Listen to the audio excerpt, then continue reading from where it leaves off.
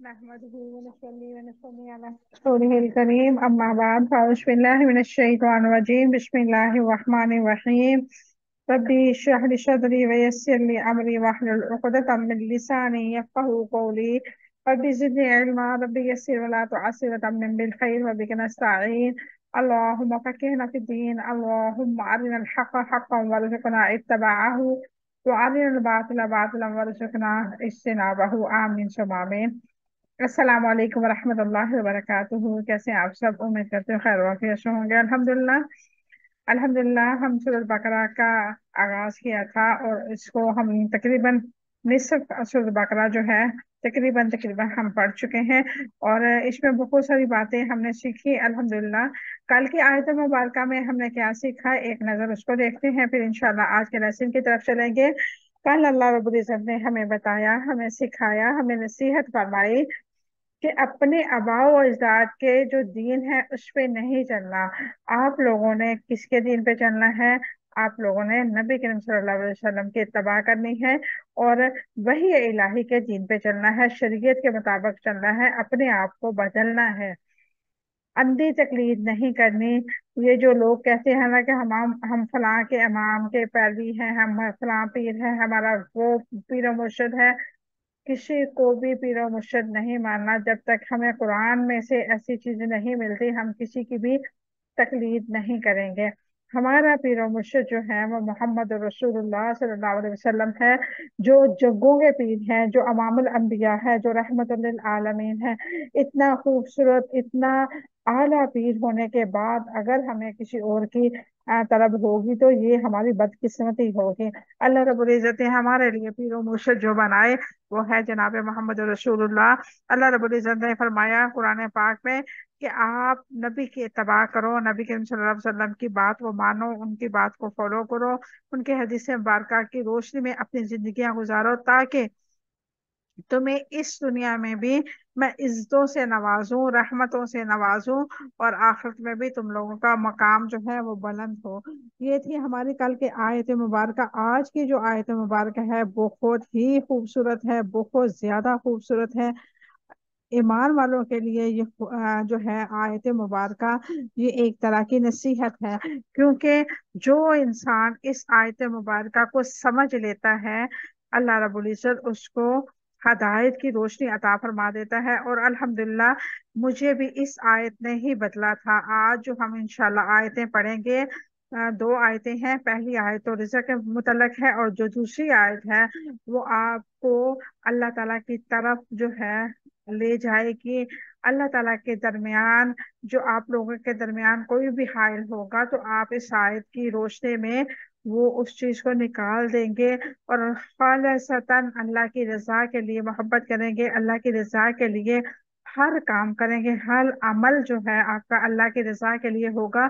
یہ بہت ہی خوبصورت آیت مبارکہ ہوگی انشاءاللہ۔ اچھے سے اس کی تفسیر سنیں، اہم پوائنٹ اپنے پاس لکھیں، اپنے دوستوں کو، اپنے ریلیٹو کو، اپنے بہن بھائیوں کو بتائیں کہ قرآن پاک میں اللہ رب العزت ہمیں یہ فرما رہا ہے۔ تو چلیں آغاز کرتے ہیں آج کی آیت مبارکہ کا۔ اعوذ باللہ من الشیطان الرجیم، بسم اللہ الرحمن الرحیم۔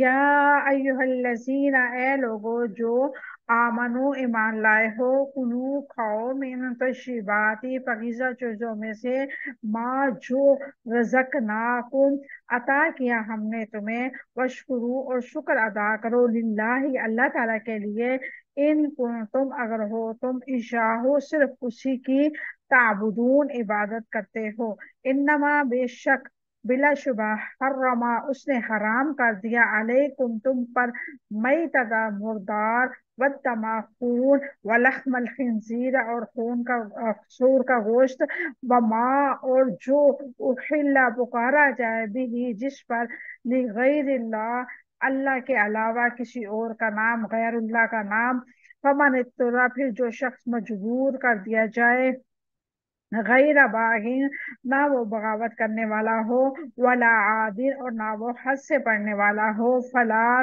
تو نہیں، اسمن کوئی گناہ علیہ اس پر، ان اللہ بلا شبہ یقیناً اللہ تعالیٰ غفور بے حد بخشنے والے، رحیم نہایت رحم والے ہیں۔ یہ تھی آج کی ہماری دو آیت مبارکہ۔ اب ہم اس کے روح پر دیکھتے ہیں۔ من طیبات، ان پاکیزہ چیزوں میں سے، تو یا با اس کا روٹ ورڈ ہے، حرما اس نے حرام کر رکھا ہے، حرامیم اس کا روٹ ورڈ ہے، مئی تتا مردار، میم واؤ تا اس کا روٹ ورڈ ہے، بدتما اور خون، دال میم واؤ اس کا روٹ ورڈ ہے، ولحما اور گوشت، لام حامیم اس کا روٹ ورڈ ہے، احلا پکارا جائے، ہا لام لام اس کا روٹ ورڈ ہے، نتورا مجبور کر دیا جائے، دعا را را اس کا روٹ ورڈ ہے، غیر باغن نہ بغاوت کرنے والا ہو، باغین یا اس کا روٹ ورڈ ہے، عادن حد سے بڑھنے والا، عین دال واؤ اس کا روٹ ورڈ ہے، اسما کوئی گناہ، حمزہ تعمیم اس کا روٹ ورڈ ہے۔ یہ تھے آج کے ہمارے روٹ ورڈ، اور اب ہم دیکھتے ہیں اس کے مختصر سی تفسیر۔ یا ایھا الناس کلوا من طیبات ما رزقناکم واشکروا للہ ان کنتم ایاہ تعبدون۔ اے لوگو جو ایمان لائے ہو، پاکیزہ چیزوں میں سے کھاؤ جو ہم نے تمہیں عطا کی ہے، اور اللہ تعالیٰ کا شکر ادا کرو اگر تم صرف اسی کی عبادت کرتے ہو۔ یا ایھا الذین آمنوا کلوا من طیبات ما رزقناکم واشکروا للہ۔ اے ایمان والو، اے لوگو جو ایمان لائے ہو، پاکیزہ چیزوں سے کھاؤ جو ہم نے تمہیں عطا کی ہے، اور اللہ تعالیٰ کا شکر ادا کرو۔ اللہ تعالیٰ نے اہل ایمان کو اس آیت میں کس چیز کی تلقین کی ہے؟ یا ایھا الذین آمنو، اے لوگو جو ایمان لائے ہو، اللہ تعالیٰ نے ایمان والوں کو مخاطب کیا ہے، کیونکہ وہ ایمان والوں کی وجہ سے اللہ تعالیٰ کے احکام، ایمان کی وجہ سے اللہ تعالیٰ کے احکامات پر عمل کرتے ہیں اور اس کے نواہی سے رکتے ہیں۔ کلوا من طیبات ما رزقناکم، پاکیزہ چیزوں میں سے کھاؤ جو ہم نے تمہیں عطا کی ہے۔ اللہ تعالیٰ نے عام حکم دینے کے بعد اہل ایمان کو پاکیزہ چیزیں کھانے کا حکم خاص طور پہ دیا ہے۔ اس حکم پر اللہ کا شکر ادا کرنے کی تلقین کی گئی ہے۔ اللہ تعالیٰ اس آیت مبارکہ میں حلال کا لفظ استعمال نہیں کیا، بلکہ اللہ رب العزت نے رزق کو ایمان والوں کے لیے مباح کیا ہے۔ سیدنا نعمان بن بشیر رضی اللہ تعالیٰ عنہ کہتے ہیں، میں نے رسول اللہ صلی اللہ علیہ وسلم کو یوں فرماتے ہوئے سنا کہ حلال بھی واضح ہے اور حرام بھی واضح ہے، اور ان دونوں کے درمیان کچھ بھی مشتبہ چیز نہیں ہے، جن کو اکثر لوگ نہیں جانتے۔ جو مشتبہ چیزیں ہیں ان کو اکثر لوگ نہیں جانتے۔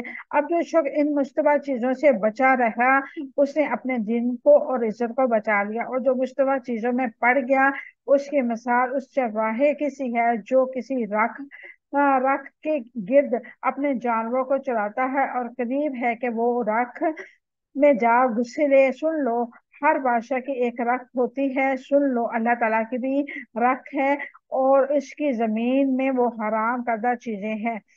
عطیہ سعد بن رضی رحمہ اللہ کہتے ہیں کہ نبی کریم صلی اللہ علیہ وسلم نے فرمایا، کوئی بندہ اس وقت تک متقی نہیں بن سکتا جب تک اندیشے والی چیزوں سے بچنے کی خاطر ان چیزوں کو نہ چھوڑے جن کو اندیشہ ہو، کوئی اندیشہ ہو۔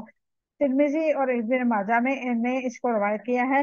سیدنا حسن بن علی رضی اللہ تعالیٰ عنہما فرماتے ہیں کہ میں نے رسول اللہ صلی اللہ علیہ وسلم سے یہ بات یاد رکھی کہ جو چیز تمہیں شک میں ڈالے اسے چھوڑ دو، اور وہ چیز اختیار کرو جو شک میں نہیں ڈالتی۔ اس سے ہمیں کیا پتہ چلتا ہے؟ اس سے ہمیں یہ پتہ چلتا ہے کہ اگر فرض کریں کوئی ایسی بات ہے، کوئی ایسی چیز ہے جو ہمیں کنفرم پتہ نہیں ہے کہ یہ حلال ہے حرام ہے، جیسے فرض کریں آؤٹ آف کنٹری لوگ رہتے ہیں اور کچھ ایسی چیزیں ہوتی ہیں کھانے پینے کی، اوپر تو انہوں نے حلال لکھا ہوتا ہے، لیکن کسی سے سنا ہوتا ہے یا کہیں سے پڑھا ہوتا ہے کہ ان چیزوں میں سور کی چربی یا سور کا گوشت یا کوئی ایسی چیز یوز کی ہوئی ہے جو حرام ہے اسلام میں اس کو حرام قرار دیا ہے، تو ایسی چیزوں کو چھوڑ دینا بہتر ہے، نہ کہ وہ استعمال کی جائے۔ اللہ رب العزت نے حرام چھوڑنے کو کیوں کہا؟ اللہ تعالیٰ نے حرام چھوڑنے کو لیے اس لیے کہا کہ انسان جو ہے، اس کی جو فطرت ہے وہ پاکیزہ ہے، اور فطرت کے مطابق وہ چیز کھائے گا تو اس کی صحت جو ہے وہ ٹھیک رہے گی۔ اگر وہ فطرت سے ہٹ کے کھائے گا، یعنی کہ فطرت سے ہٹ کے ناپاک چیزیں کھائے گا، تو اس کی جو مزاج ہے، اس کی جو اخلاق ہے، اس پہ برا اثر پڑے گا۔ شیخ الاسلام ابن تیمیہ رحمہ اللہ کہتے ہیں، طیبات سے مراد وہ کھانے ہیں جو عقل اور اخلاق کے لیے نفع مند ثابت ہوتے ہیں، اور اس کے مقابلے میں خبائث تو ان کھانوں کو کہتے ہیں جو عقل و اخلاق کے لیے نقصان دہ ہیں۔ شراب تمام خبیث کھانوں کی اصل ہے، اور اس لیے وہ عقل و اخلاق میں فساد ڈالتی ہے۔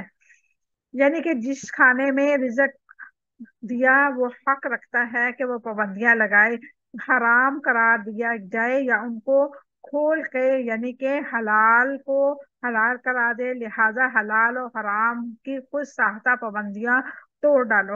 یعنی کہ اہل عرب جو تھے وہ کیا کرتے تھے، جو ان کو چیز پسند نہیں ہوا کرتے تھے وہ اپنی طرف سے ہی اس پہ حرام کا لیبل لگا لیتے تھے، اور جو چیز ان کو پسند ہوتی تھی وہ کیا کرتے تھے، اپنی طرف سے ہی ان پہ حلال کا لیبل لگا لیتے تھے۔ تو اس بارے میں اللہ رب العزت نے فرمایا ہے کہ آپ اپنے پاس سے خود ساختہ پابندیاں نہ ڈالو کہ یہ حلال ہے اور یہ حرام ہے۔ اللہ تعالیٰ کی شریعت کے مطابق اپنی زندگیاں گزارو گے تو فائدہ مند ہوں گی تمہارے لیے۔ اللہ تعالیٰ پر ایمان لانے کا تقاضا کیا ہے؟ جاہلیت کی پابندیاں اور رسم و رواج کو توڑ ڈالے جو اپنے باپ دادا اور مذہبی پیشواؤں نے لگا رکھی ہیں۔ وَاشْكُرُوا لِلَّهِ إِن كُنتُمْ إِيَّاهُ تَعْبُدُونَ، اگر تم اللہ تعالیٰ کا شکر ادا کرو گے پھر اسی کی عبادت کرتے ہو۔ اس کی کیا وضاحت ہے؟ اس سے یہ پتہ چلتا ہے کہ صرف ایک اللہ کی عبادت کرنے والا ہی اس کا شکر ادا کر سکتا ہے، شکر گزار بن سکتا ہے، اس کی شکر گزاری کی اس کے اندر جذبہ پیدا ہو سکتا ہے۔ کھانے پینے کی اشیاء استعمال کرتے ہوئے کیسے احسانات انسان کے اندر ابھرنے چاہیے، شکر کے احسانات، اطاعت الہی کے احساسات، یعنی کہ یہ سب اللہ تعالیٰ کا دیا ہوا ہے، اسی کے حکم کے مطابق میں کھا رہا ہوں، یہ احساس انسان کے اندر اللہ تعالیٰ کی محبت، عبادت کا جذبہ ابھارتا ہے۔ سیدنا انس بن مالک رضی اللہ تعالیٰ عنہ نے سے روایت کیا ہے کہ رسول اللہ صلی اللہ علیہ وسلم نے فرمایا، اللہ تعالیٰ اور اس بندے سے خوش ہوتا ہے جو کھانا کھاتا ہے تو اللہ تعالیٰ اس پر اللہ تعالیٰ کی حمد کرتا ہے، اور جو کچھ پیتا ہے تو اس پر بھی اللہ تعالیٰ کی حمد کرتا ہے۔ صحیح بخاری حدیث نمبر 6932۔ سیدنا ابو سعید خدری رضی اللہ تعالیٰ سے روایت ہے کہ رسول اللہ صلی اللہ علیہ وسلم جب کھانے سے فارغ ہوتے تو فرماتے، اے اللہ کا شکر ہے جس نے ہمیں کھانا کھلایا پلایا اور اس کے اطاعت گزاروں میں سے بنا لیا۔ سنن ابی داؤد میں حدیث نمبر ہے 3850۔ سیدنا ابو ایوب انصاری رضی اللہ تعالیٰ عنہ سے روایت ہے کہ رسول اللہ صلی اللہ علیہ وسلم نے فرمایا، جب کچھ کھاتے یا پیتے تو فرماتے، تمام شکر اللہ تعالیٰ کے لیے ہے جس نے کھلایا پلایا اور اس کو حلق سے اتارا اور اس کے نکلنے کا راستہ بنایا۔ سنن ابی داؤد حدیث نمبر 3851۔ سیدنا ابو امامہ رضی اللہ تعالیٰ عنہ سے روایت ہے کہ رسول اللہ صلی اللہ علیہ وسلم نے فرمایا، جب دسترخوان سے اٹھتا تو رسول اللہ صلی اللہ علیہ وسلم فرماتے، اللہ کا بہت زیادہ شکر ہے، طیب اور برکت والا، نہ ایسا شکر جو اس سے ایک بار کافی ہو، اور نہ ایسا کہ جیسے چھوڑ دیا جائے، اور نہ ایسا کہ جس کی کچھ ضرورت باقی رہے۔ سنن ابی داؤد حدیث نمبر 3849۔ اس آیت مبارکہ میں اس امر کی دلیل ہے، جس کو اللہ تعالیٰ کا شکر نہ کیا، اللہ تعالیٰ کی عبادت نہیں کی، جیسے کہ اللہ تعالیٰ کا شکر ادا کیا اس نے اللہ تعالیٰ کی عبادت کی، وہ حکم بجا لایا۔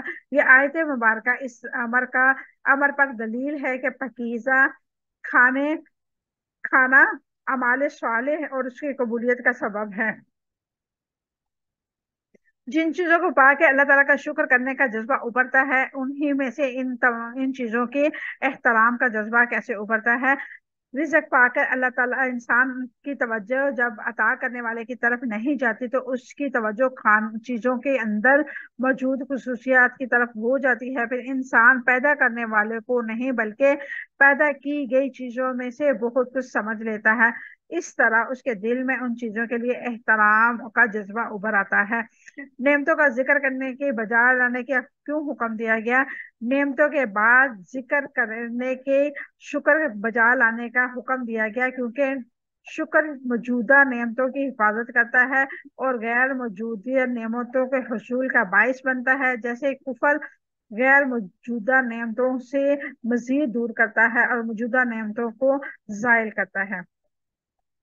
یہ جی آیت مبارکہ آپ لوگ جو میں اب پڑھنے لگی ہوں، اس کی تفسیر پڑھنے لگی ہوں، میں اللہ تعالیٰ سے دعا کرتی ہوں آپ سب کے لیے اللہ تعالیٰ اس آیت مبارکہ کو سمجھنے کی توفیق عطا فرمائے اور ہمارے اندر اس آیت مبارکہ کے معنی مفہوم اور اس کی تفسیر کو ایسے رچا بسا دے تاکہ ہمارے اندر کوئی بھی شرک کا مادہ نہیں رہے. ہم اس آیت مبارکہ کو سمجھ لیں گے تو سمجھ لیں آپ کے اندر شرک کا مادہ ختم ہو گیا. اس آیت مبارکہ میں اللہ رب العزت نے اس قدر خوبصورتی کے ساتھ بتایا ہے کہ شرک کرنا، شرک کہتے کس کو اور شرک کیسے کیسے ہوتا ہے.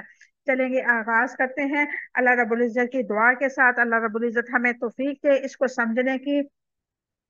انما حرم عليكم الميتة والدم ولحم الخنزير وما احل به لغير الله ومن اضطر غير باغ ولا عاد فلا اثم عليه ان الله غفور رحیم. یقیناً اللہ تعالیٰ نے تم پر حرام کیا ہے مردار اور خون اور سور کے گوشت اور جس پر غیر اللہ کا نام پکارا جائے. پھر جو شخص مجبور کر دیا جائے اس حال میں کہ وہ نہ بغاوت کرنے والا ہو اور نہ وہ حد سے بڑھنے والا ہو تو اس پر کوئی گناہ نہیں. یقیناً اللہ تعالیٰ بے حد بخشنے والا نہایت رحم کرنے والا ہے. انما حرم علیکم المیتۃ والدم ولحم الخنزیر وما احل به لغیر اللہ. یقیناً اللہ تعالیٰ نے تم پر حرام کیا مردار اور خون اور سور کے گوشت کو اور جس پر غیر اللہ کا نام پکارا جائے. اس کی کیا وضاحت ہے؟ انما حرم علیکم، یقیناً اللہ تعالیٰ نے تم پر حرام کیا. اللہ تعالیٰ نے تم پر حرام کیا اس لیے حرام کو حلال مت کرو. اس حرام کو حلال مت کرو یعنی کہ جو اللہ تعالیٰ نے تم پہ حرام کر دیا ہے اس کو ہرگز ہرگز ہرگز مت اپنے لیے حلال سمجھو. اب حرام کی جو ہے آگے تفصیل آنے لگی ہے.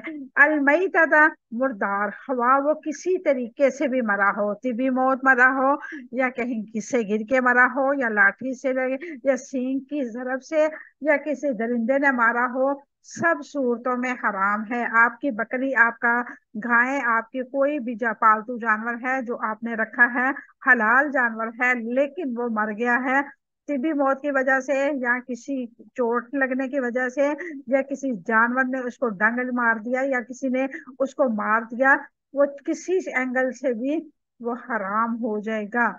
حلال جانور کو خدا نہ خواستہ ایسا کچھ ہوتا ہے تو اس کو ذبح کر لینا اسی ٹائم وہ بہتر ہے. سیدنا عبداللہ بن عمر رضی اللہ تعالیٰ عنہما سے روایت ہے کہ آپ صلی اللہ علیہ وسلم نے فرمایا ہمارے لیے 2 مردے اور 2 خون حلال کیے گئے ہیں. 2 مردوں سے مراد مچھلی اور ٹڈی ہے اور 2 خون سے مراد کلیجی اور تلی ہے. ابن ماجہ حدیث نمبر 3314. کھانے کی ہر چیز جسے بدن پر اثر ہوتی ہے ایسے ہی انسان کے اخلاق کو بھی متاثر کرتی ہے. ہر انسان جو فطرت سلیم رکھتا ہے مردار کو ناپسند کرتا ہے یعنی کہ کوئی بھی انسان ہے جو مسلمان ہے، جو اسلام والا ہے، جو دین محمدی میں ہے، اس کے اندر یہ چیز جو ہے نفرت کا باعث بنے گی. کوئی مردار بے شک وہ اپنا پالتو جانور ہو، گھر کی والی گائے ہو، بکری ہو، بھینس ہو، کچھ بھی ہو، وہ جب انسان کی فطرت ہے، اللہ رب العزت نے پاکیزہ فطرت عطا کی ہے مسلمان کو، اور جب وہ دیکھتا ہے کہ یہ مر گئی ہے تو اس کا دل نہیں چاہتا تو اس کو وہ کھائے. تو اللہ تعالیٰ نے یہ ہمارے لیے بہت بڑی نعمت رکھی ہے. ہماری چھٹی حص میں اللہ تعالیٰ نے پاکیزگی رکھی ہے. اس وجہ سے اللہ رب العزت نے ہماری فطرت میں پاکیزگی رکھنے کا فائدہ ہمیں یہ دیا کہ ہمیں اس چیز سے نفرت ہو جاتی ہے، بے شک ہمارا پالتو جانور ہی کیوں نہ ہو، پھر ہمیں اس چیز سے نفرت ہو جاتی ہے، ہم اس کو پسند نہیں کرتے کھانا۔ کیا کوئی بھی مذہب اور شائستہ قوم مردار کھانے کے لیے آمادہ ہو سکتی ہے؟ یہ ازمائنہ وحشیانہ کی یادگار ہے، چنانچہ اب وہ قومیں جو تہذیب و تمدن کی برکات سے محروم ہیں مردار کھاتی ہیں، اور شفہاء اسی وجہ سے ان سے نفرت کرتے ہیں۔ نیز مردار خوری سے پست و ذلیل قسم کے اخلاق پیدا ہوتے ہیں جن میں کوئی زندگی نہیں ہوتی۔ یہی وجہ ہے کہ مردار خوروں کو ادنا درجے کی عادات میں مبتلا رکھتی ہے۔ مردار ناپاک اور حرام ہونے کی بنا پر ضرر رساں ہوتے ہیں۔ اکثر و بیشتر مردار کسی بیماری سے مرتا ہے، پس وہ بیماری میں اضافہ کے باعث ہوتی ہے۔ مردار کی حرمت عمومیت میں سے ہے، ٹڈی اور مچھلی مستثنیٰ ہے، یہ دونوں مردار ہونے کی صورت میں بھی حلال اور طیب ہے۔ ودما اور دمم مسفوح یعنی بہتا ہوا خون، وہ خون جو جانوروں کی رگوں سے بہتا ہے، جو خون گوشت کے ساتھ لگا ہوتا ہے۔ سیدنا عائشہ رضی اللہ تعالیٰ عنہ سے روایت ہے کہ میں گوشت پکایا تو ہنڈیا کے اوپر خون کی وجہ سے زردی سی آ جاتی، نبی کریم صلی اللہ علیہ وسلم اسے تناول فرماتے، اس سے پر انکار نہیں فرماتے تھے۔ خون کھانے کی وحشت اور بربریت ہے، اس سے خون خوری کے جذبات ابھرتے ہیں۔ خون کے انسانی صحت کے لیے مضر ہے، بالخصوص معدے اور دانتوں کے لیے۔ جو عرب خون کو باقاعدہ منجمد کر کے کھاتے تھے، اس لیے اس کا ذکر فرمایا ہے۔ اس کی شکل سور کے گوشت کی کئی خرابیاں ہیں۔ ایک تو یہ ہے کہ اس گوشت کو اس گوشت میں جراثیم کی کثرت ہوتی ہے جنہیں وردۃ الخنزیر کہتے ہیں، اور یہ مضر ہوتے ہیں۔ دوسرا، اس کے قلب کے گردا گرد ایک خاص قسم کی چربی ہوتی ہے جس کی وجہ سے قلب کی حرکت میں خلل آ جاتا ہے۔ اس کے نشیشم کہتے ہیں۔ اتباع امریکہ کا خیال ہے کہ فوری موت جو حرکے قلب بند ہونے کی سے واضح ہوتی ہے، اکثر و بیشتر سور کے گوشت کا نتیجہ ہوتی ہے۔ یہی وجہ ہے کہ وہاں کی ایک سوسائٹی اس کے خلاف علم جہاد بلند کر دیا ہے اور اس کے سخت مخالفت کر رہے ہیں۔ اس کی وجہ یہ ہے کہ خنزیر گوشت کھانے والے کی غیرتی پیدا ہوتی ہے۔ دیکھ لو، خنزیر کھانے والی قومیں غیرت و حمیت میں تمام جذبوں سے محروم ہے، فواہش اور عدم اعتدال سے بڑھ گئی ہیں۔ آگے اللہ رب العزت نے فرمایا وما احل به لغیر اللہ، اور اس چیز پر جس پر غیر اللہ کا نام پکارا جائے اس میں جانور بھی آ جاتے ہیں۔ جو جاہل مسلمان اپنے فوت ہونے والے بزرگوں کی محبت اور عقیدت میں ان کی رضا اور ان کی قرب حاصل کرنے کے لیے یا ان سے ڈر کے ان کی امیدیں رکھ کے ان کے قبروں اور آستانوں پہ ذبح کرتے ہیں یا مجاوروں یا کو بزرگوں کے نام پر دیتے آتے ہیں، بزرگوں کی نظر کے لیے جو بکرے ذبح کیے جاتے ہیں یا کسی بزرگ کے مزار پر دیے جاتے ہیں، ان جانوروں کو ذبح کرتے وقت خواہ اللہ تعالیٰ کا نام لیا جائے یہ حرام ہی ہوں گے۔ اللہ اکبر۔ اور وہ چیزیں جس پر اللہ تعالیٰ کا نام پکارا جائے اس لیے حرام ہے کہ ان کا رخ اللہ کے سوا کسی اور طرف کر دیا جاتا ہے۔ یعنی کہ اللہ رب العزت نے کیا فرمایا وما احل به لغیر اللہ، جس پر اللہ تعالیٰ کے علاوہ نام لیا جائے، یعنی کہ بے شک تکبیر کے ٹائم اللہ اکبر بسم اللہ اللہ اکبر پڑھ کے تکبیر پھیری جائے، اس پہ چھری چلائی جائے، لیکن انسان کی جو نیت ہے وہ یہ ہے کہ فلاں جو میرے بزرگ ہیں ان کے نام پہ یہ میں دینے لگا ہوں، یا فلاں ہستی جو ہے ان کے آستانے پہ یہ جانور اس نیت سے میں ذبح کرنے والا ہوں یا کرتی ہوں کہ مجھے اس نے بیٹا دیا یا مجھے اس سے کچھ مانگنا ہے، کچھ امیدیں رکھ کے ان جانوروں کو ذبح کرنا حرام ہے، اور یہ چیز ہمارے مسلمانوں کو سمجھ ہی نہیں آتی۔ اور بے شک اس پہ اللہ تعالیٰ کا نام لیا جائے یا نہ لیا جائے، وہ دونوں صورتوں میں ہی حرام ہوں گی۔ وہ چیزیں جس پر اللہ تعالیٰ کا نام پکارا جائے اس لیے حرام ہے کہ ان کا رخ اللہ تعالیٰ کے ماں سوا کسی اور کی طرف کر دیا جاتا ہے، یعنی کہ آپ کی نیت جو ہے وہ اللہ تعالیٰ کی رضا اور اس کی خشیت اور اس کی محبت نہیں ہے۔ آپ کی نیت یہ ہے کہ میں نے اس بزرگ، اس مزار اور اس یعنی کہ اپنی عقیدت کی نظر کر رہا ہوں، اس میں اللہ تعالیٰ کا نام شامل نہیں ہوتا۔ فرض کریں خدا نہ خواستہ آپ کے گھر میں کوئی آپ کا پیارا بیمار ہے، آپ کسی مزار پہ لے گئے ہیں، کسی پیر پہ لے گئے، اس نے کہا کہ آپ اس کے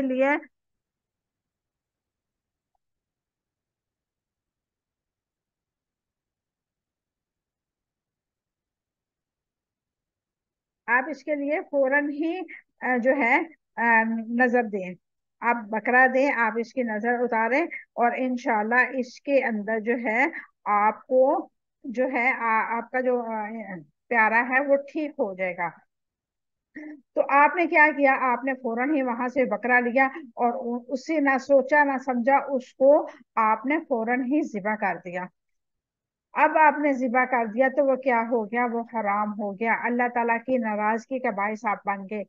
اللہ تعالیٰ کے نام پہ اگر آپ کریں، فرض کریں آپ کا کوئی پیارا بیمار ہے تو آپ نے بکرا لیا، آپ نے یہ سوچ کے اس کا صدقہ کیا کہ میرا رب اس کو شفائے کاملہ عاجلہ عطا فرمائے، یا میں غریبوں کو کھانا کھلاتی ہوں اور اس کھانے کی بدولت سے میرا جو پیارا ہے، میرا بھائی، میرا بہن، میرا باپ، میرا ماں یا میرا بچہ کوئی بھی بیمار ہے تو اللہ رب العزت جو ہے اس کو شفا یاب کر دیں۔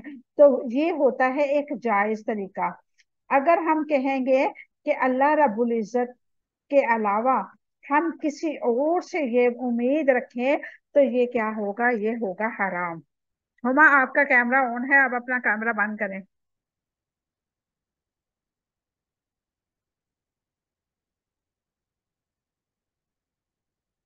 ان جانوروں کو حرام ہونے کی وجہ یہ ہے کہ ان کو ذبح کرنے کا مقصد اللہ تعالیٰ کی رضا نہیں بلکہ قبر والے کی رضا ہے، جو کہ شرک ہے۔ ان جانوروں کو حرام ہونے کی دوسری وجہ یہ ہے کہ ان کو ذبح کرنے کا مقصد اللہ تعالیٰ کی تعظیم نہیں بلکہ اللہ تعالیٰ کے ماں سوا بزرگوں کی تعظیم ہے، جو کہ شرک ہے۔ یعنی کہ ہم اللہ کی رضا کے لیے یہ چیزیں نہیں کر رہے، ہم تو ان بزرگوں کے نام پہ، ان لوگوں کے نام پہ کر رہے ہیں جنہوں نے ہمیں اس لائن پہ لگایا ہے۔ ان کی حرام ہونے کی تیسری وجہ یہ ہے کہ ان جانوروں کو ذبح کرنے کے پیچھے بسا اوقات، بعض اوقات غیر اللہ کا خوف ہوتا ہے، جو کہ شرک ہے۔ جیسے کہ ہمارے جو ہے دودھ والا، وہ الحمدللہ ہے تو بیچارہ توحید پسند، لیکن وہ جو ہے ہر ماہ 11 تاریخ کو دودھ دینے نہیں آتا۔ تو ہم نے اسے پوچھا کہ بھائی آپ دودھ دینے کیوں نہیں آتے 11 تاریخ کو؟ ہر مہینے ایک چھٹی آپ کی ضرور ہوتی ہے۔ وہ کہتا ہے کہ میں مجبور ہوں، پیچھے جو جانوروں والے ہیں وہ دودھ 11ویں کو نہیں دیتے، کہ کیونکہ 11ویں کا دودھ جو ہے وہ معاذ اللہ توبہ استغفار، وہ نظر کے لیے غوث اعظم کے نام پہ نظر دیتے ہیں، اور ان کو وہ سارا دودھ ان کے لیے ہوتا ہے اور وہ کھیر بنا کے لوگوں میں بانٹ دیتے ہیں۔ اگر وہ کہتے ہیں ہم یہ کام نہ کریں تو ہمارے جانور مر جاتے ہیں۔ یہ کیا ہے؟ غیر اللہ کا خوف۔ اور جو غیر اللہ کا خوف ہوگا آپ کے دل میں تو وہ بھی شرک میں آئے گا۔ سیدنا ابن عباس رضی اللہ تعالیٰ عنہما سے روایت ہے کہ رسول فرمایا، اہل جہالت کچھ چیزیں کھاتے اور کچھ چیزوں کو مکروہ سمجھتے اور چھوڑ دیتے، پھر اللہ تعالیٰ نے اپنے نبی کریم صلی اللہ علیہ وسلم کو بھیجا اور اپنی کتاب نازل کی اور اپنے حلال کو حلال اور حرام کو حرام کیا۔ پس جو اس نے حلال کیا وہ حلال ہے، اور جو اس نے حرام کیا وہ حرام ہے، اور جس پہ خاموشی اختیار کی وہ معاف ہے۔ اور آپ صلی اللہ علیہ وسلم نے اس آیت مبارکہ کی تلاوت فرمائی، اے نبی صلی اللہ علیہ وسلم ان سے کہہ دیں کہ جو وحی میرے پاس آئی ہے اس میں سے کوئی چیز ایسی نہیں ہے جو کھانے والے پر حرام ہو، اور یہ جو مردار ہے، یہ بہا ہوا خون ہے، سور ہے کا گوشت ہے اور ناپاک ہے وہ یا فسق ہے جو کہ اللہ تعالیٰ کے ماں سوا کسی اور کے نام پہ ذبح کیا جاتا ہے۔ سنن ابی داؤد حدیث نمبر 3800۔ ان حرام ہونے کی چوتھی وجہ یہ ہے کہ ان پہ اللہ تعالیٰ جانوروں پر غیر اللہ کی امیدیں باندھی جاتی ہیں۔ غیر اللہ کی رضا، تعظیم اور ان کے خوف اور ان کی امید باندھنا یہ بھی شرک ہے۔ حدیث مبارکہ ہے ملعون من ذہب لغیر اللہ، وہ ملعون ہے جس نے اللہ تعالیٰ جس نے غیر اللہ کے نام پہ ذبح کیا۔ ایک مرتبہ ایک عورت نے گڑیا کے نکاح پر ایک جانور ذبح کیا تو حسن بصری رحمہ اللہ نے فتویٰ دیا کہ اسے نہ کھانا چاہیے، اس لیے کہ وہ تصویر کے لیے ذبح کیا ہے۔ سیدہ عائشہ رضی اللہ تعالیٰ عنہا سے سوال کیا گیا کہ اجمی لوگ جو اپنے تہوار اور عید کے موقع پر جانور ذبح کرتے ہیں اور مسلمانوں کو بھی اس میں سے ہدیہ بھیجتے ہیں، ان کا گوشت کھانا چاہیے کہ یا نہیں؟ تو فرمایا اس دن کی عظمت کے لیے جو جانور ذبح کیا گیا ہے اسے نہ کھاؤ، ہاں ان کے درختوں کے پھل نہ کھاؤ۔ یعنی کہ یہ جو 10 محرم کے اور یہ 40ویں کے اور کل شریف کے، یہ کیا ہے؟ ان دنوں کی تعظیم ہے۔ ان دنوں کے کھانا کھانا حرام ہے۔ لوگ کہتے ہیں کہ ہم اپنے بزرگوں کے اصالِ ثواب کے لیے یہ کھانا بنا رہے ہیں۔ آپ کسی بھی حدیث کی کتاب لے لیں، قرآن پاک مکمل دیکھ لیں، کسی آیت میں بھی ایک دفعہ بھی اللہ رب العزت نے کہیں اشارتاً بھی نہیں فرمایا کہ آپ کے جو لوگ چلے گئے ہیں ان کے نام پہ نظر و نیاز دو۔ اللہ رب العزت نے ایسا کچھ بھی نہیں فرمایا۔ حدیث مبارکہ میں جو آتے ہیں فوت شدگان کے لیے وہ یہ ہے کہ اگر آپ کا کوئی پیارا اس دنیا فانی سے چلا گیا ہے تو آپ ان کے نام سے اگر کسی کو کھانا کھلا رہے ہیں تو دن مقرر ہر کسی نہ کریں۔ یہ جو کل ہے، یہ جو برسی ہے، یہ 40واں ہے یا محرم ہے یا ربیع الاول ہے یا کوئی بھی تہوار ہے، کوئی بھی جو اسلامک تہوار ہیں وہ ہے عید الاضحیٰ اور عید الفطر۔ ان کے علاوہ کوئی اور ایکسٹرا جو تہوار لوگ مناتے ہیں ان کا کھانا جو ہے وہ حرام ہے۔ وہ کس لیے ہے؟ انہوں نے اپنے پاس سے خود ساختہ یہ چیزیں بنائی اور دن مقرر کیا، ان دن کی عظمت کے لیے انہوں نے یہ چیزیں کھلانے کے لیے بنائی، کھانا بنایا یا جانور ذبح کیے یا کچھ بھی کیا، حلیم بنایا یا کچھ بھی بنایا، وہ سب کے سب حرام ہے۔ اور اللہ رب العزت نے کیا فرمایا ہے؟ یہ سارے چیزیں شرک کے زمر میں آتے ہیں۔ آگے انشاءاللہ شرک کی مزید ہم ڈیفینیشن ہم دیکھیں گے۔ یہ ابھی اس آیت کو اللہ رب العزت نے کئی دفعہ رپیٹ کرنا ہے اور مزید ہم انشاءاللہ اس کی تفسیر ہم پڑھیں گے کیونکہ وقت ہمارے پاس کم ہوتا ہے اور ہمارے پاس جو ہے تفسیر کافی پڑی ہوئی ہے، تو اس لیے آج کی یہ جو تفسیر ہے آگے چلتے ہیں۔ المیتۃ، مردار کیوں حرام ہے؟ مردار کھانے سے انسان کا بدن جو ہے متاثر ہوتا ہے کیونکہ مردار میں کئی قسم کے جراثیم جمع ہوتے ہیں جو انسان کو نقصان پہنچاتے ہیں۔ اللہ تعالیٰ نے نقصان پہنچانے سے بچانے کے لیے اس مردار کو حرام قرار دیا، اور جو چیز اللہ تعالیٰ انسان کے جسم پر اثر ہوتی ہے اسی سے انسان کی روح اور اخلاق بھی متاثر ہوتا ہے۔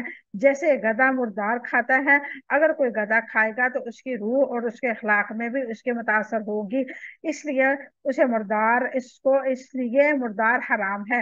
انسان کی فطرت سلیم مردار سے نفرت کرتی ہے، اسی لیے اللہ رب العزت نے مردار حرام قرار دیا۔ جانوروں کے علاوہ کون سی اشیاء ہیں جو غیر وما احل به لغیر اللہ، جس پر اللہ تعالیٰ کے علاوہ کسی اور کا نام پالا جائے کے تحت میں آتی ہیں؟ وہ چیزیں جو اللہ تعالیٰ کے علاوہ کسی اور کے نام پہ نظر نیاز چڑھائے جاتے ہیں وہ اسی تحت میں آتی ہیں جو حرام ہے۔ مثال کے طور پہ قبروں کے ارد گرد سے خرید کر یا وہاں سے جا کر دیگے، مٹھائی، پیسے وغیرہ غربا مساکین کو تقسیم کرنے، نظر نیاز کے پیسے کی سندوشی میں ڈالنے، یعنی کہ اکثر ہم نے دیکھا ہوتا ہے، اکثر وہاں پہ لگا ہوتا ہے کہ 11ویں کے وہ کیا ہے، نظر کا غلہ، اور اس کے موقع پر دودھ وغیرہ پہنچانا، یہ سب کام ناجائز حرام ہے کیونکہ یہ سب غیر اللہ کی نظر نیاز کی صورت میں ہے۔ نظر نیاز کیوں حرام قرار دی گئی؟ نظر بھی اور نماز اور روزہ کی طرح عبادت ہے، اور عبادت ہر قسم کے اللہ تعالیٰ کی ذات کے لیے مخصوص ہے۔ सैयदना साबित बिन ज़ाहिक रजी अल्लाह ताला अन्हा बयान करते हैं। टाइम खत्म होने वाला है, आप दोबारा फिर ज्वाइन कीजिएगा क्योंकि अभी इसकी तफसील बाकी है।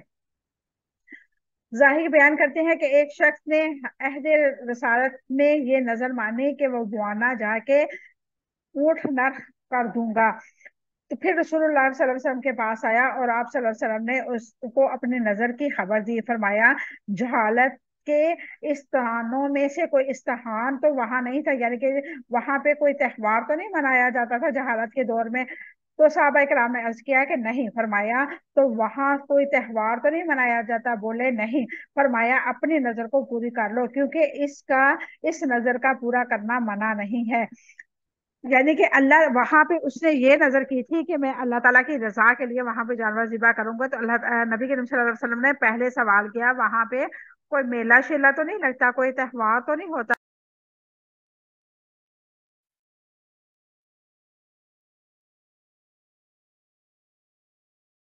सैयदना आयशा रज़ियल्लाहु अन्हा से इस्तेमाल किया गया कि अजमी लोग जो हैं वो त्योहारों पे ज़िबा होने वाले जानवरों का गोश्त गोश्त को हलाल है या नहीं। तो सैयदना आयशा रज़ियल्लाहु तआला ने फरमाया जो जानवर खास उस दिन के लिए ज़िबा हो उनको मत खाओ। यानी कि अगर कोई हमारे इर्द गिर्द कोई ऐसा इंसान है, जो ऐसे लोग रहते हैं जो इस तरह की नजर नियाज दिलाते हैं, तो उनको खाने से इज्तनाब करना चाहिए क्योंकि ये हराम के जुमर में आती हैं।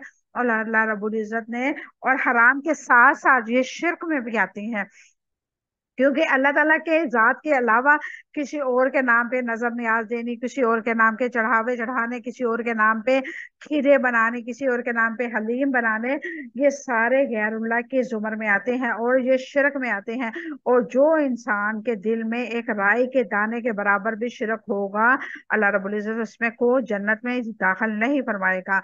अल्लाह रब्बुल इज्जत से दुआ है कि अल्लाह ताला हमें हलाल खाने की तौफीक अता फरमाए, हर किस्म के शिरक से महफूज रखे और हर किस्म के खानों से ऐसे खानों से महफूज रखे जो उसके अलावा किसी और के नजर के हों।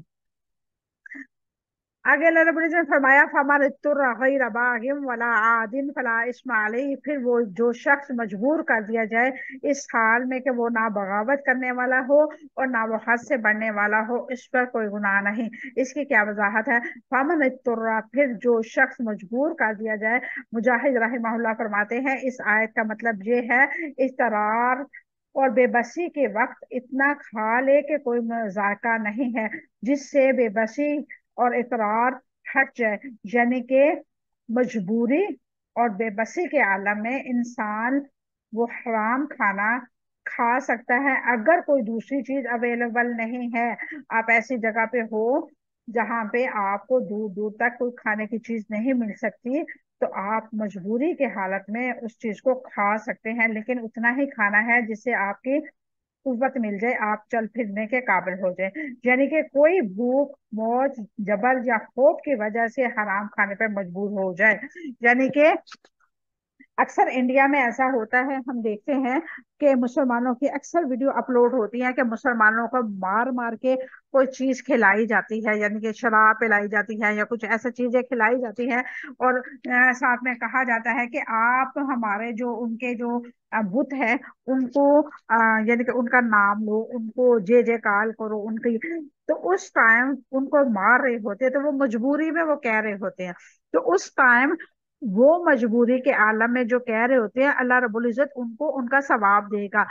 अगर वो नहीं कहते, अगर वो नहीं खाते, उसी दौरान उनकी मौत हो जाएगी, तो अल्लाह रब्बुल इज्जत ने उनकी मौत को खुदकुशी में शुमार करेगा क्योंकि अल्लाह रब्बुल इज्जत इंसान पर जबर नहीं करना चाहता।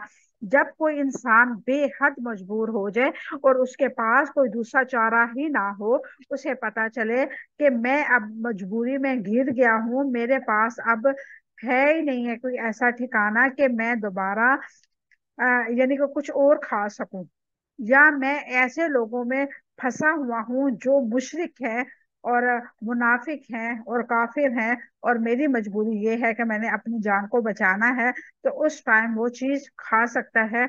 अल्लाह रब्बुल इज्जत ने इंसानों के लिए बहुत सारी सहूलियात पैदा फरमाई हैं और उसमें से एक सहूलत ये भी है कि मजबूरी की हालत में गैरुल्लाह की चीज खाई जा सकती है।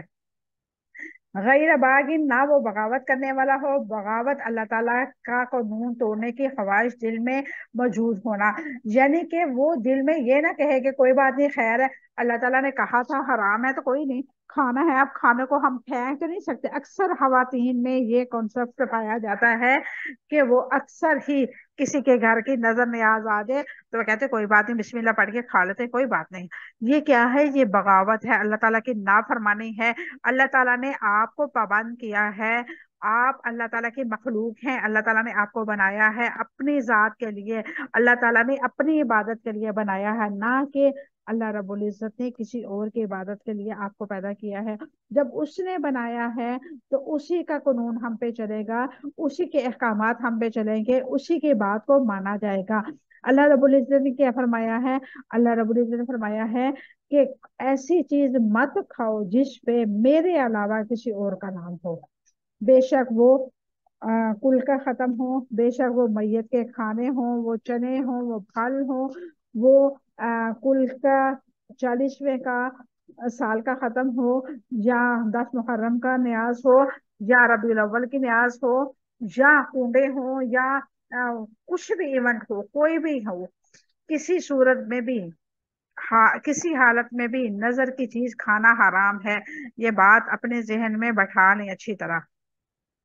یعنی اس ٹائم انسان کھا سکتا ہے کہ جب وہ اس کے اندر بغاوت کرنے کا جذبہ نہ ہو. بغاوت کرنے والوں سے مراد ڈاکو، چور، مسلمان، بادشاہ پر حملہ کرنے والا، گناہ کے لیے نکلنے والا، حرام کو حلال سمجھنے والا، لذت کی خواہش مند اور یا مزے کے لیے کھانے والا. ایسے لوگوں کو جیسا لگے مجبوری کی حالت میں بھی حرام کھانے کی اجازت نہیں ہے.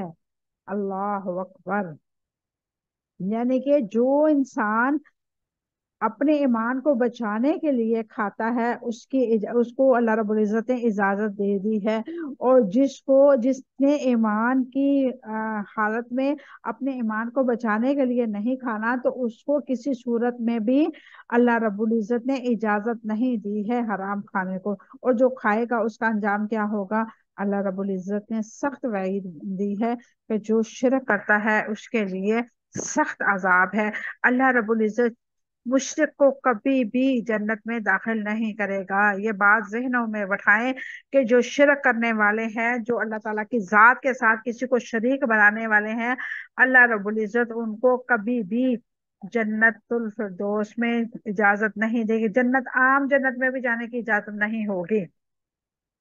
آگے اللہ رب العزت فرمایا والا عادن، اور نہ وہ حد سے بڑھنے والا ہو، یعنی کہ مجبوری کی حالت میں جتنی مقدار اس کے لیے حرام کھانا جائز ہے اس مقدار سے نہ بڑھے. آپ مجبور ہیں، آپ کی جان جانے کا خطرہ ہے، تو آپ صرف اتنی مقدار کھائیں جس سے آپ کو تھوڑی سی ڈھارس بچ جائے، نہ کہ پیٹ بھر کے فل ہو کے کھائیں اور کہیں کہ اللہ تعالیٰ نے اجازت تو دی تھی نا، کوئی بات نہیں، ہم فل کھا رہے ہیں. فل کھانے کی اجازت نہیں ہے، فل پیٹ کرنے کی اجازت نہیں ہے. صرف اتنا ہی کھائیں جس سے آپ کی انرجی بحال ہو جائے، بس. اس کے علاوہ آپ نہیں کھا سکتے. حرام چیز کے چند قطرے یا چند لقمے یا چند گھونٹ جو جان بچا سکتے ہیں، ضرورت کی حد تک صرف اتنا ہی کھانا جائز ہے. فلا اسم علیہ، تو اس پر کوئی گناہ نہیں. مجبوری کی حالت میں حرام کھانے پر اس کو گناہ نہیں ہے. اگر مجبوری کی حالت میں کوئی حرام نہیں کھاتا اور وہ مر جاتا ہے تو وہ خودکشی کا مرتکب ہوگا.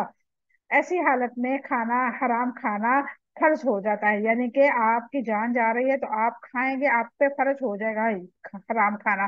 آپ ہر حال میں کھا سکتے ہیں اس کو.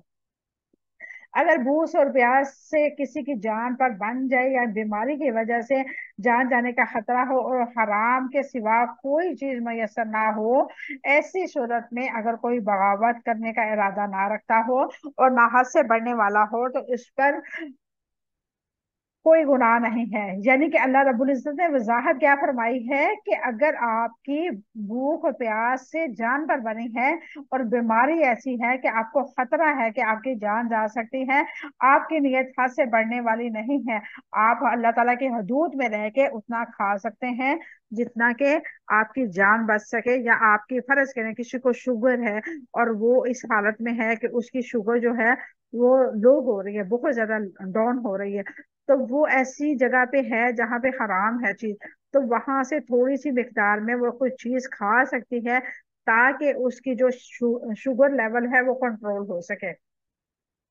تمام حرام چیزوں میں کیا قدر مشترکہ ہے؟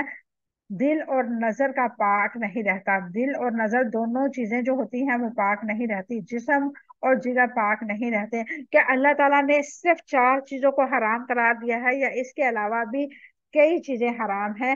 یہاں حرام کا تذکرہ مشرکین کے اس افعال کے حوالے سے آیا ہے، وہ جو حلال جانوروں کو حرام قرار دیتے تھے، لہٰذا اللہ تعالیٰ نے واضح کر دیا کہ وہ حرام نہیں ہے، حرام یہ 4 ہیں، ان کے علاوہ بھی حرام ہے جن کا یہاں ذکر نہیں ہے، جن جانوروں کی حرمت حدیث مبارکہ سے ثابت ہے وہ گدھا اور وہ حرام ہے، وہ گدھا اور کتا وغیرہ ہے۔ حدیث مبارکہ میں جانوروں کی حلت و حرمت کے کیا اصول بیان کیے گئے ہیں؟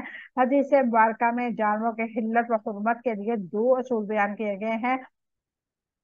درندوں میں زنان، وہ درندہ جو خجلوں سے شکار کرتا ہے، یعنی کہ پنجوں کے ساتھ شکار کرتا ہے، وہ حرام ہے۔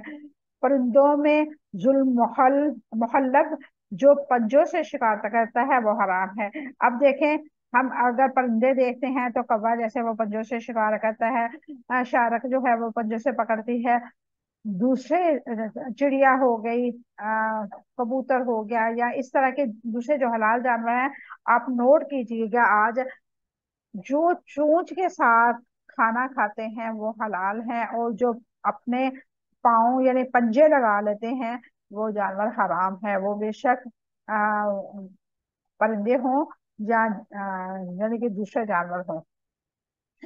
آگے اللہ رب العزت نے فرمایا ان اللہ غفور الرحیم، یقیناً اللہ تعالیٰ بے حد بخشنے والا، نہایت رحم کرنے والا ہے۔ اس کی کیا وضاحت ہے؟ یقیناً اللہ تعالیٰ رحمان اور رحیم ہے، نہایت رحم کرنے والا ہے، جو اپنے بندوں کی زندگی کی بقا کے لیے انہیں حرام کی رخصت دیتا ہے۔ یقیناً اللہ تعالیٰ بے حد بخشنے والا غفور ہے، جو مجبوری کی حالت میں حرام کو حلال کر دیتا ہے۔ یہ تھی آج کی ہماری آیت مبارکہ۔ اللہ رب العزت سے دعا کرتی ہوں کہ اللہ تعالیٰ ہم نے جو پڑھا ہے اس پہ ہمیں عمل کرنے کی توفیق عطا فرمائے، کیونکہ یہ بہت ہی خوبصورت آیت مبارکہ ہے۔ جو انسان اس کو سمجھ لیتا ہے، اس کے پہ عمل کرنے لگ جاتا ہے، اس کے لیے اللہ رب العزت نے خوشخبریاں نازل فرمائی ہیں، اور اللہ رب العزت نے جنت ہی ان لوگوں کے لیے بنائی ہے جو شرک سے پاک ہوں گے، جو اللہ تعالیٰ کو صرف اور صرف اپنا خالق اور معبود مانیں گے، جو عبادت صرف اللہ کے رضا کے لیے کریں گے، جو اپنی عبادات کو اپنے یعنی کہ محبت کو، اپنے اخلاص کو صرف اپنے رب کے لیے مخصوص کر دیں گے۔ اس کی نظر میں، انسانوں کی نظر میں اگر تعظیم کسی اور کی ہوگی تو اللہ رب العزت کے ساتھ وہ شرک کے مترادف ہو جائے گا۔ اللہ تعالیٰ نے ہر قسم کے شرک سے ہمیں پاک رکھے، اور اللہ رب العزت سے ہم دعا کرتے ہیں کہ اللہ تعالیٰ ہمیں تو بخش دے، تو رحمان الرحیم ہے، تو غفور الرحیم ہے، تو علیم بذات الصدور ہے، تو ہماری نیتوں کو جانتا ہے۔ اللہ رب العزت ایسا مواقع نہ آئے جہاں پہ ہمیں حرام کو حلال سمجھ کے کھانا پڑے۔ اللہ رب العزت سے دعا کرتے ہیں اللہ تعالیٰ ہمارے لیے آسانیوں والا معاملہ فرما دے، اور ہمارے آنے والی اولادوں میں سے بھی ایسے لوگ پیدا فرما جو ان چیزوں کو فوکس کریں۔ اللہ رب العزت سے دعا ہے کہ اللہ تعالیٰ ہمارا پڑھنا پڑھانا قبول و منظور فرمائے۔ اگر ہم سے کوئی بھول چوک ہو گئی ہے تو اللہ تعالیٰ سے دعا ہے کہ اللہ تعالیٰ ہمیں معاف فرما دے۔ اللہ رب العزت ہمارے لیے اس قرآن کو ذریعہ نجات بنا دے، اور ہماری اولاد کو میں سے بھی اس قرآن کے قاری اور حافظ بنائے، باعمل حافظ قرآن بنائے۔ اللہ رب العزت سے دعا ہے کہ جو اس دنیا فانی سے چلے گئے ہیں، اللہ رب العزت ان کی قبروں پر کروڑہا رحمت نازل فرمائے، اور جن کے والدین حیات ہیں ان کے والدین کی زندگیوں میں برکتیں عطا فرمائے، اور جن کے والدین اس دنیا سے چلے گئے ہیں اللہ رب العزت سے دعا ہے کہ ان کی اولاد کو ان کے لیے صدقہ جاریہ بنا دے۔ اللہ رب العزت سے دعا ہے کہ ہماری اولادوں کو ہمارے لیے صدقہ جاریہ بنا دے، آمین ثم آمین۔ وآخر دعوانا الحمد للہ رب العالمین، سبحان ربک رب العزۃ عما یصفون وسلام علی المرسلین والحمد للہ رب العالمین۔ السلام علیکم ورحمۃ اللہ وبرکاتہ۔